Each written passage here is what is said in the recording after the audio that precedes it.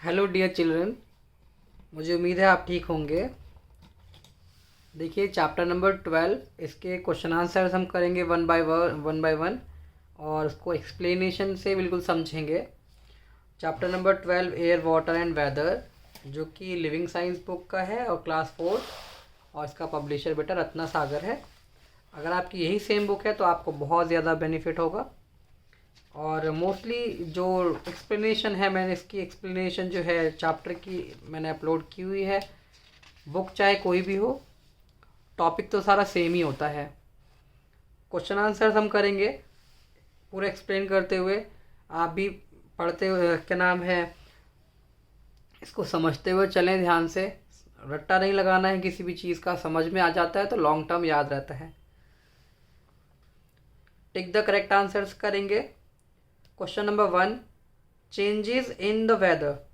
तो वेदर क्या होता है? वेदर मतलब मौसम। Changes in the weather are caused primarily due to. जो वेदर होता है, वेदर मतलब मौसम। अब क्लाइमेट का मतलब होता है ऋतुएं।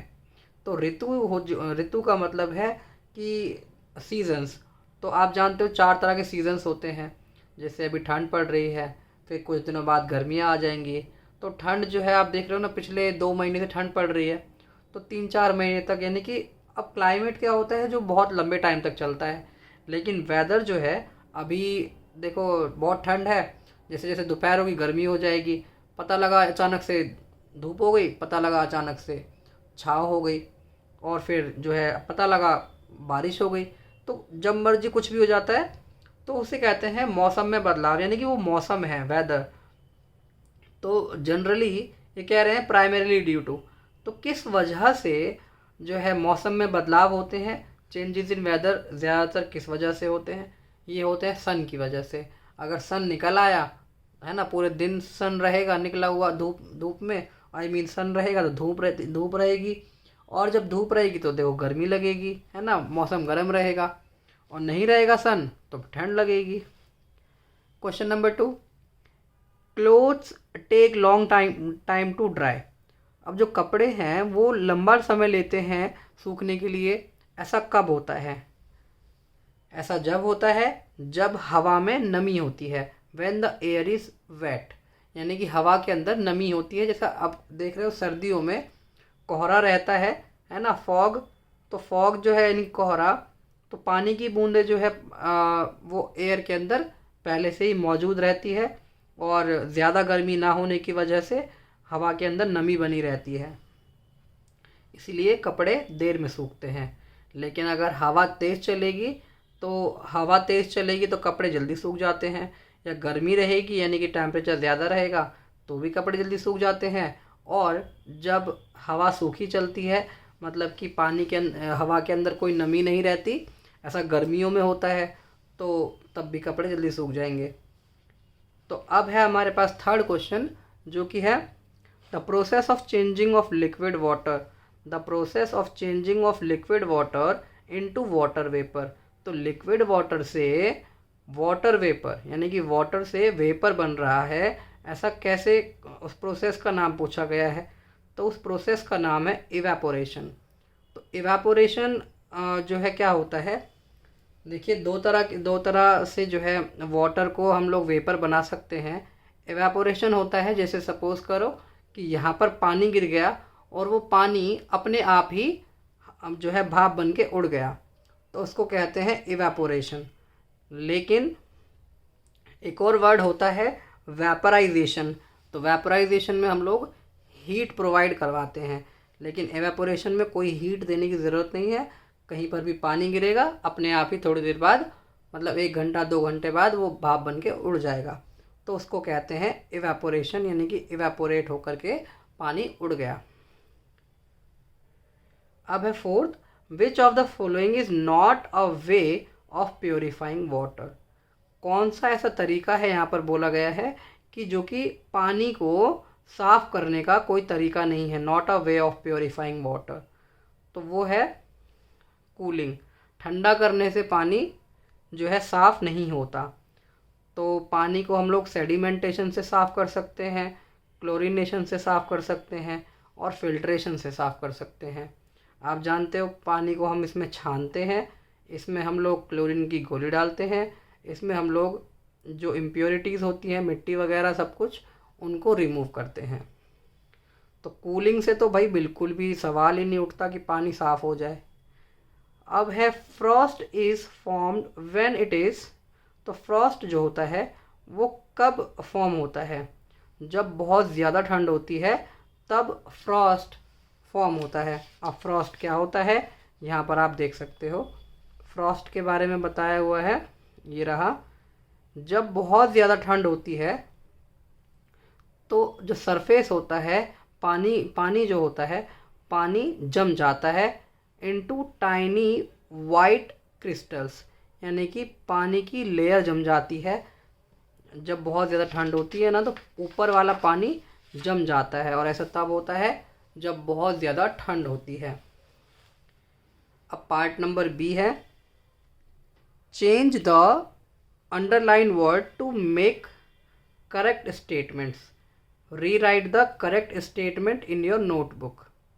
तो यहाँ पर जो है एक वर्ड है जो कि अपोजिट दिया हुआ है, उसको हमें सही करके लिखना है। पहले तो समझना है कि वो सही है या गलत। तो यहाँ पर इन्होंने कहा है कि the season changes from day to day. अब सीज़न का मतलब आप जानते हो, पहले वर्ड का मीनिंग पता होना चाहिए। तो सीज़न का मतलब होता है ऋतुएं, यानी कि क्लाइमेट। तो सीज़न हमारे इंडिया में 4 तरह के सीज़न होते हैं जो कि हर 3-4 महीने बाद बदलते हैं। जैसे गर्मियों का मौसम आएगा है ना, गर्मियों का एक सीज़न होता है, फिर रेनी सीज़न आता है, ऑटम सीज़न आता है और विंटर सीज़न आता है। तो ये कह रहा है कि ये जो सीज़न होता है वो डे टू डे चेंज होते हैं। क्या आज कुछ है, आज ठंड है, कल गर्मी हो गई, परसों बारिश हो गई, क्या सीज़न वो होते हैं? नहीं, वो सीज़न नहीं होते, उनको हम लोग वेदर कहते हैं, यानी कि क्लाइमेट। ओके। सेकंड क्वेश्चन है, the revolution of earth on its axis causes day and night. तो यहाँ पर बोला जा रहा है रिवॉल्यूशन का मतलब है, देखो रिवॉल्यूशन क्या होता है, हम लोग रिवॉल्यूशन को समझते हैं। तो रिवॉल्यूशन का मतलब है जैसे ये सन है और ये अर्थ की एक्सिस है, तो यहाँ पर ये सन है और ये सन के अराउंड ये अर्थ की एक्सिस है। तो अर्थ जो है अगर इस तरह से घूमती है, उसके चारों तरफ चक्कर काट के आती है, उसको हम लोग रिवॉल्यूशन कहते हैं। लेकिन अर्थ जो होती है वो ऐसे घूमने के साथ साथ वो अपनी जगह पर, अपने एक्सिस पर भी घूमती है, यानी कि वो इस तरह से भी घूमती है, और ऐसे घूमते घूमते वो यहाँ भी घूमती है। तो यहाँ पर अगर अपने ही एक्सिस पर घूमती है उसको हम लोग रोटेशन कहते हैं, और सन के चारों तरफ घूम के आ जाए उसको हम लोग रिवॉल्यूशन कहते हैं। लेकिन यहाँ पर इन्होंने क्या कहा कि जो अर्थ है वो डे और नाइट किसकी वजह से होते हैं? तो कह रहा है कि रिवॉल्यूशन की वजह से होते हैं। अगर रिवॉल्यूशन की वजह से होते हैं तो भाई सन के अराउंड ऐसे घूम के आने में उसको 365 डेज़ लगते हैं। अब इसका मतलब 365 डेज़ के बाद दिन और रात होते, लेकिन आप देखते हो कि दिन और रात हर 24 घंटे में, यानी कि हर 12-12 घंटे में दिन और रात होते हैं। वो ऐसा इसीलिए होता है क्योंकि अर्थ जो है वो अपने ही एक्सिस पर घूमती है, और अपने ही एक्सिस पर घूमती है तो जो सन की रेज होती हैं ये बता देते हैं कैसे दिन और रात होते हैं। तो ये जो है सामने मान लो अर्थ है, यहाँ पर सन है। अब सामने वाले जो यहाँ पे लोग रह रहे हैं वहाँ पर सन की रेज आएंगी, यहाँ पर उजाला रहेगा और उधर रात रहेगी।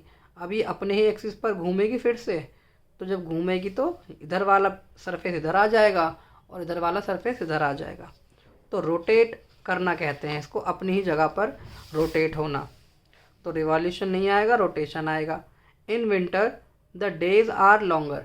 तो ये कह रहा है कि सर्दियों में जो दिन होते हैं वो लंबे होते हैं। ऐसा नहीं है, सर्दियों में जल्दी से जो है सनसेट हो जाता है, 6 बजे तक अंधेरा हो जाता है विंटर्स में, और 6 बजे से लेकर अगले दिन 6 बजे या 7 बजे तक जो है सन निकलता है और तब पर्टिकुलर उजाला होता है। लेकिन विंटर्स में जो है नाइट यानी कि जो डेज़ होते हैं बहुत ज़्यादा शॉर्ट होते हैं, लॉन्ग नहीं होते।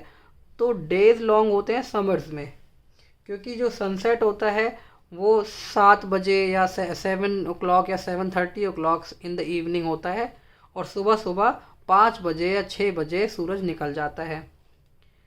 तो इसीलिए यहाँ पर ये वर्ड यहाँ पर अब हमें लिखना है समर।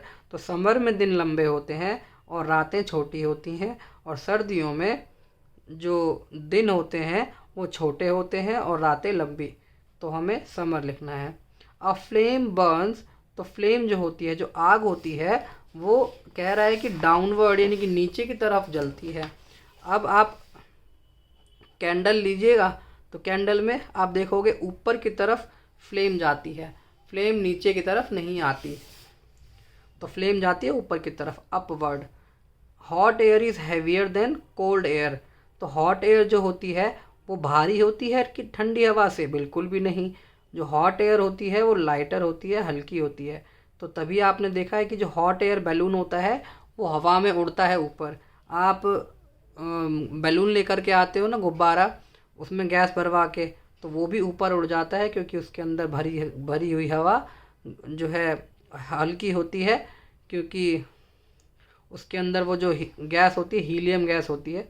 और हम गर्म हवा की बात करें तो गर्म हवा जो होती है वो लाइटर होती है, हल्की होती है, और ठंडी हवा जो है हैवी होती है। तो यहाँ पर हमें लिखना है कि हॉट एयर जो है वो लाइटर होती है than the cold air. Hot air हल्की होती है गर्म ठंडी हवा से। अब हमारे पास 6th क्वेश्चन है, इन coastal areas dash wind blow toward the land during the day.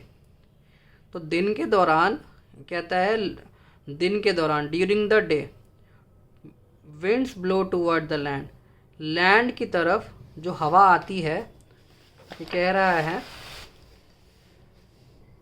कि dash wind blow toward the land, ये लैंड है, तो लैंड की तरफ, टूवर्ड द लैंड मतलब लैंड की तरफ हवा आने वाली है। सॉरी, यस, ये लैंड है, तो लैंड की तरफ हवा आएगी। टूवर्ड द लैंड मतलब लैंड की तरफ हवा आ रही है। तो लैंड की तरफ जो हवा आती है दिन के समय, वो आती है समुद्र से। तो अगर समुद्र से हवा आती है तो समुद्र से आने वाली हवा को हम लोग सी ब्रीज़ कहते हैं। तो सी ब्रीज़ कहते हैं, ब्रीज़ का मतलब हवा होता है। तो समुद्र से आने वाली हवा को हम लोग सी ब्रीज़ कहते हैं, क्योंकि वो हवा लैंड की तरफ आ रही है, और कहाँ से आ रही है? समुद्र से आ रही है। तो आपको ये पेपर में ज़रूर आएगा question. Fog is caused by tiny white flakes falling from the sky. तो कह रहा है कि फॉग होती है जो कि छोटी छोटी फ्लेक्स, यानी कि बर्फ़ की छोटी छोटी सी जो फ्लेक्स होते हैं, मतलब ऐसे कांटेदार बर्फ़ होती है, तो उसको हम लोग फॉग कहते हैं, कह रहा है। तो फॉग नहीं होती है, वो फ्रॉस्ट होता है। अब हम करते हैं question answers, right short answers. तो यहाँ पर है, what do you mean by weather, weather का क्या मतलब है?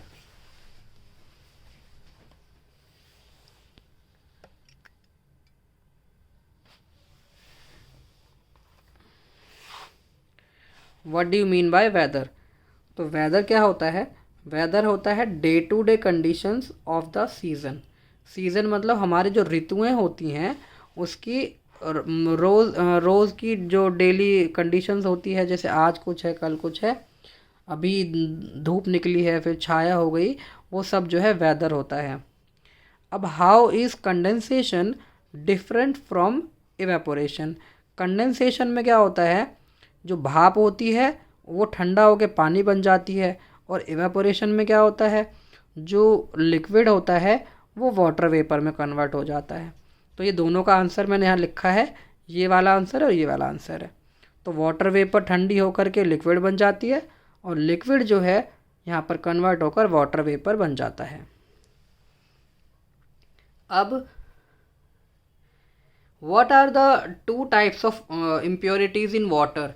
पानी के अंदर दो तरह की कोई इम्प्योरिटीज़ बतानी है। तो दो तरह की इम्प्योरिटीज़ होती हैं, एक होती है सॉल्यूबल इम्प्योरिटी और दूसरी होती है इनसॉल्यूबल इम्प्योरिटी। सॉल्यूबल इम्प्योरिटी की अगर हम लोग बात करें, जैसे हम लोग नॉर्मल पानी जो भी पीते हैं, अगर उसमें हमें कोई चीनी या नमक मिलाकर दे देगा तो वो हमें दिखाई भी नहीं देगा, क्योंकि वो मतलब उसमें घुल चुका होता है, सॉल्यूबल होता है। और दूसरी इम्प्योरिटी ऐसी होती है जो हमें दिखाई दे जाती है, क्योंकि वो घुलती नहीं है। अगर पानी में मिट्टी पड़ी है या कोई कीड़ा पड़ा है तो वो हमें दिख जाता है। तो बस यही दो इम्प्योरिटीज़ होती हैं। अब है question number 4, what is chlorination. तो क्लोरीनेशन क्या होता है?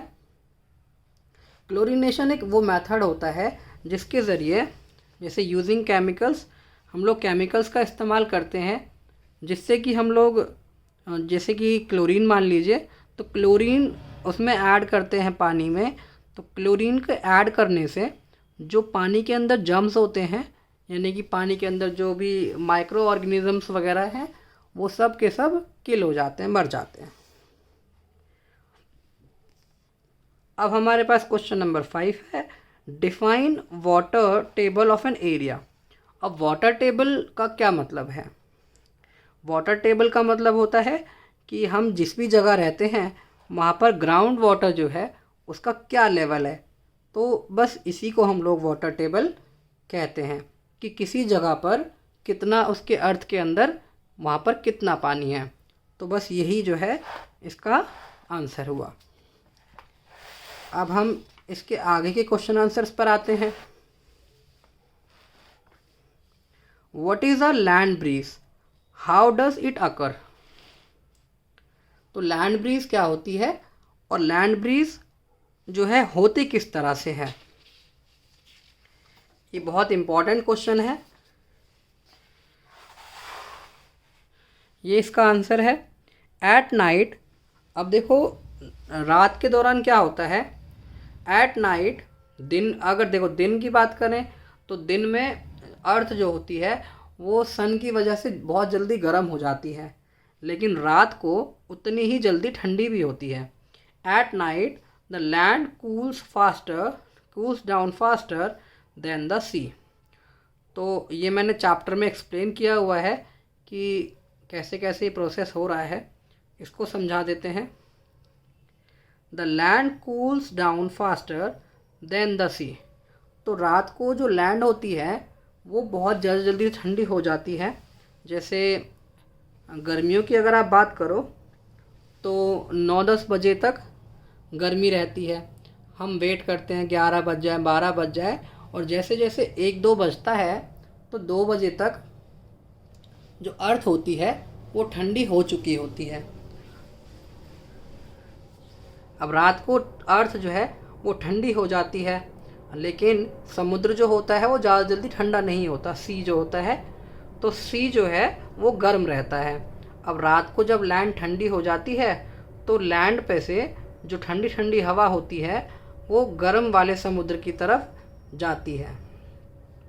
तो लैंड ब्रीज का जनरली मतलब यही है कि समुद्र से, यानी कि जो लैंड से जो हवा जाएगी ना, जैसे लैंड के पास से हवा जाएगी और वो सी के पास जाएगी, तो लैंड से जाने वाली हवा और समुद्र के पास पहुंचने वाली हवा, उसको हम लोग लैंड ब्रीज कहते हैं। तो क्योंकि अब जो समुद्र है वो गर्म है और लैंड से ठंडी ठंडी हवा जा रही है रात को, तो फिर जो समुद्र है रात को सुबह होते होते तक, यानी कि इस 6-7 बजे तक समुद्र ठंडा हो जाता है। फिर दोबारा से फिर लैंड गर्म होती है और ये प्रोसेस चलता रहता है।